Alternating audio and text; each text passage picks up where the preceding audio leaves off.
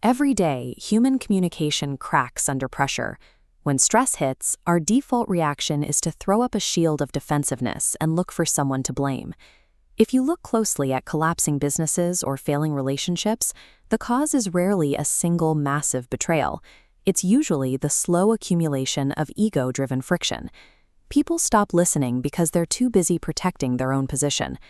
Walt Disney observed this exact dynamic and categorized people into two camps. You have the well poisoner, someone who chronically discourages others, and the life enhancer, someone whose very presence makes the environment more productive. The life enhancer distinguishes themselves through a specific, deliberate vocabulary. They use a handful of phrases as tools to override the human ego and keep a dialogue moving forward when it would otherwise shut down. Rich DeVos understood the value of this approach because he saw what happened when people lost hope. He grew up during the Great Depression, living in a cramped attic while his father struggled through years of unemployment. He started from that attic and co-founded Amway, scaling it from a basement startup into a multi-billion-dollar global empire.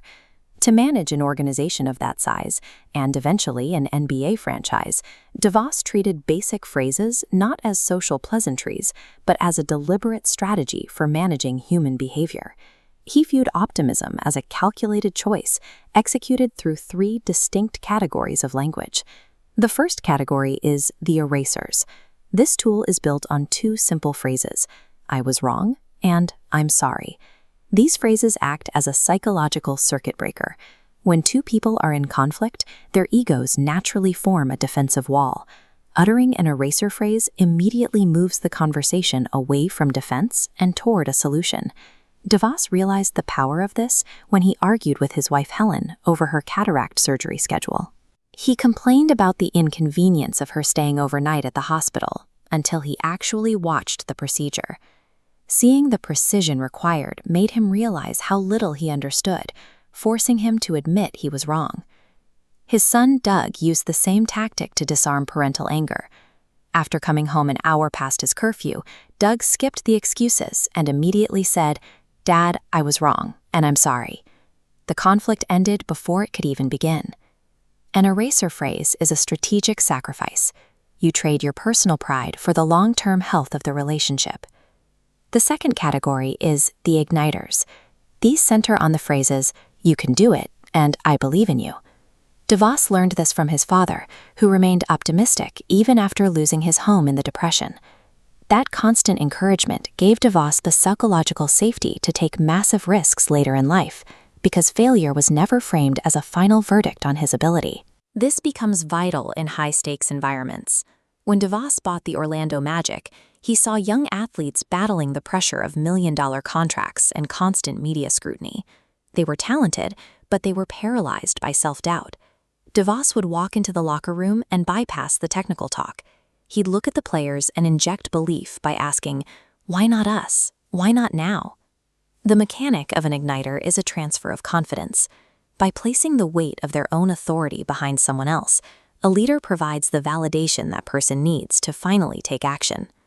The final category is the anchors, phrases like, "I'm proud of you," and "thank you." We never truly outgrow the childhood instinct of yelling, "Watch me," at the pool.